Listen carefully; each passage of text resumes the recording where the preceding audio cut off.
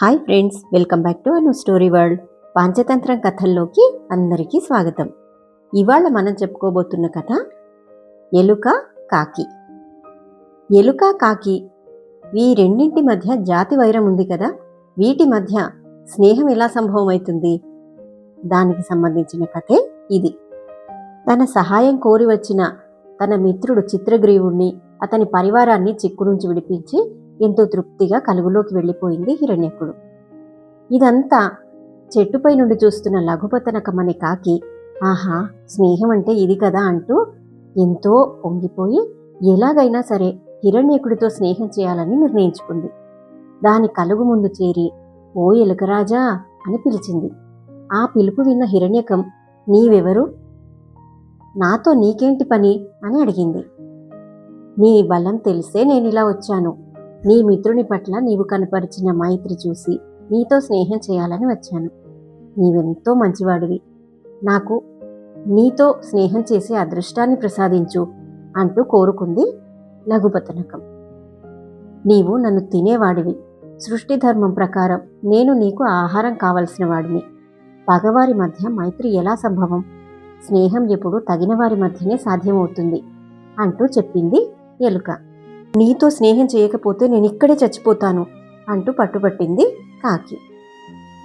అసలు నీవు బయటికి వచ్చి నన్ను చూడనే లేదు కదా, నేను నీ శత్రువునని ఎందుకు అనుకుంటున్నావు? అసలు నీకు నాకు మధ్య పగేమిటి అని అడిగింది కాకి. వైరం రెండు రకాలుగా ఉంటుంది, అవేంటో చెప్తా విను. పుట్టుకతోనే వచ్చేది సహజ వైరం, ఏదో సరిపడక వచ్చేది మామూలు వైరం. ఈ రెండింటిలోనూ సహజంగా వచ్చే వైరాన్ని ఎవ్వరూ తొలగించలేరు. నీటికి నిప్పుకి మధ్య నేస్తం కుదురుతుందా? స్నేహం సాధ్యమేనా? నీకు నాకు మధ్య ఉన్నది పుట్టుకతో వచ్చిన అటువంటి పగే కనుక ఈ శుష్కవాదం మాని వెళ్ళిపో అని చెప్పింది. ఎవరు? ఎలుక అంటే హిరణ్యకుడు. 7 మాటలతోనే స్నేహం ఏర్పడుతుందంటారు. నీ మైత్రి ఎటువంటిదో, నీవెంత మంచివాడివో నేను తెలుసుకున్నాను. నీవు కలుగులోనే ఉండు, రోజు నన్ను పలకరించేందుకు ఒప్పుకుంటే చాలు. నీ బిలంలో నేను కాలు పెట్టనని మాట ఇస్తున్నాను. బయట నుంచే పలకరిస్తాను, దయచేసి కాదనకు అంది కాకి. ఓహో, సరే, అయితే దానికేం భాగ్యం. ఇంతవరకైతే నేను సమ్మతిస్తాను. మంచివారితో గోష్ఠి ఎప్పటికైనా మంచిదే కదా అన్నాడు హిరణ్యకుడు. ఆనాటి నుంచి కాకి ఎలుక ఆనందంగా కబుర్లు చెప్పుకుంటూ మంచి స్నేహితులైపోయాయి. రోజు రోజుకు వారి స్నేహం బలపడుతోంది. కాకి ఎక్కడెక్కడి నుంచో చిరుతిళ్ళు తెచ్చి ఎలుకకు పెట్టేది.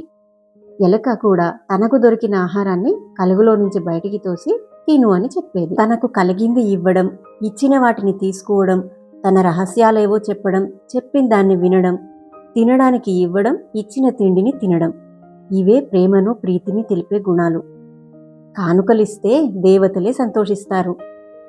కేవలం గడ్డి వేసినంత మాత్రానే సంతోషించి తన దూడ సంగతైనా చూడకుండా ఆవు పుష్కలంగా పాలిస్తుంది. ఇచ్చిపుచ్చుకోవడాలు ఉన్నప్పుడే నిజమైన ప్రేమ మరింత శోభిస్తుంది. ఇలా లఘుపతనకంపై హిరణ్యకానికి తిరుగులేని గురి కుదిరింది. అసలు కలుగు బయటికే రాను అని చెప్పిందల్లా ఇప్పుడు ఆ కాకిరెక్కల్లోనే దూరి ఆనందించసాగింది. ఇదిలా ఉండగా ఒకరోజు కాకి ఎందుకో దుఃఖపడుతూ వచ్చింది. తాను ఇక అక్కడ ఉండలేనంటూ ఉల్లుమని ఏడ్చింది. మిత్రమా, వానలు కురవక కరువు వచ్చింది. 4 గింజలు దొరకక ప్రజలు కాకబలులు ఇవ్వడం మానేశారు. గంజికి కూడా లేక అల్లాడుతున్నారు. వలలు తీసుకుని పక్షులను పట్టుకుని తినాలని గుంపులు గుంపులుగా వచ్చి పెడుతున్నారు. నేనందులో చిక్కకుండా ఎలాగో తప్పించుకుని వచ్చాను. ఇకపై ఇక్కడ ఉంటే నా ప్రాణాలు దక్కవు. అందుకే వెంటనే ఎటైనా పోవాలి అంది లఘుపతనకమనే ఆ కాకి. ఏ గమ్యమూ లేకుండా ఆపదలో తొందరపడి ఎక్కడికి పోతావు మిత్రమా అంది ఎలుక.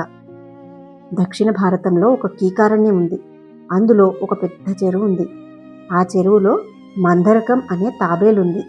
అది అన్ని విధాలుగా నిన్ను పోలినది. ఎంతో స్నేహంగా ఉంటుంది. అక్కడికి వెళితే నాకింత తిండి పెట్టకపోదు. మిత్రుడితో మాట్లాడుతూ కాలక్షేపం చేయవచ్చు. తన దేశం పరదేశమని కాదు, సురక్షితంగా ఉండడం ముఖ్యం. తలపు బలంగా ఉంటే దూరాన్ని అధిగమించడం, ఎగరడం పెద్ద సమస్య కాదు. నోరు మంచిదైతే ఊరు మంచిదవుతుంది అంది కాకి. అయ్యో, అలాగా? నువ్వు వెళితే నేను వస్తాను, నీవు లేకుండా నేను ఇక్కడ ఉండలేను అంది హిరణ్యకం. నిన్ను వదిలి వెళ్ళాలంటే నాకు చాలా బాధగానే ఉంది, కానీ నేను పైన ఎగిరిపోతాను. మరి నీవు కొండలు గుట్టలు దాటుకుంటూ నా కోసం అంత దూరం రాగలవా అని అడిగింది కాకి. నేస్తమా, నన్ను నీ మీద ఎక్కించుకుని తీసుకుని పో, నిన్ను విడిచిపెట్టి నేను ఉండలేను అంది హిరణ్యకం. అలాగైతే ఇంకే, నేను ఆకాశంలో గిరికీలు కూడా కొట్టగలను, ఎంత దూరమైనా ఎగరగలను. చీకు చింత లేకుండా ఎగిరిపోదాం, సరేనా అంది కాకి. అలా హిరణ్యకాన్ని తన వీపు మీద ఎక్కించుకున్న లఘుపతనకం తిన్నగా అడవిలో తన మిత్రుడు ఉండే చెరువు వద్దకు చేరుకుంది.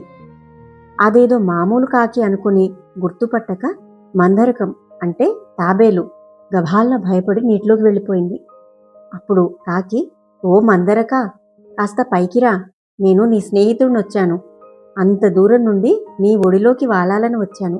మిత్రుడి స్పర్శ కర్పూరం కలిపిన గంధపూత అంత హాయినిస్తుంది కదా అంది.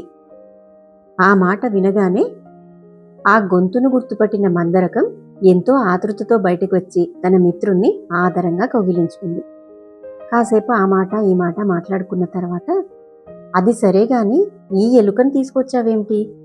ఇది మీ జాతికి ఆహారం కావాల్సింది కదా, తినకుండా నీ వీపు మీద మరీ ఎక్కించుకొని వచ్చావు అని అడిగింది. ఏమీ ఎరుగని ఈ అమాయకమైన ఎలుక నా ప్రియనేస్తం, నా కోసం దిగులు పడి నన్ను విడిచి ఉండలేక ఇలా నాతో వచ్చింది అంది కాకి. అప్పుడు హిరణ్యకం ఆ ఇద్దరు మిత్రులకు తన కథంతా చెప్పి బాధపడసాగింది. నీ కథ వింటే మాకు జాలి కలుగుతోంది. నీవు ఈ చెరువు వద్దనే మాతో కలిసి ఉండవచ్చు, ఏ విధమైన భయమూ అక్కర్లేదు. ధనము యవ్వనము శాశ్వతం కాదు, తెలివి ఉంటే ఏ దేశంలో అయినా నెగ్గుకు రావచ్చు అంటూ ఓదార్చింది తాబేలు. హిరణ్యకుణ్ణి అంతగా బాధ పెట్టిన కథ ఏమిటో తర్వాత వీడియోలో చూద్దాం. ఇలాంటి మరిన్ని మంచి మంచి కథల కోసం నా ఛానల్ని సబ్స్క్రైబ్ చేసుకోండి. Thank you.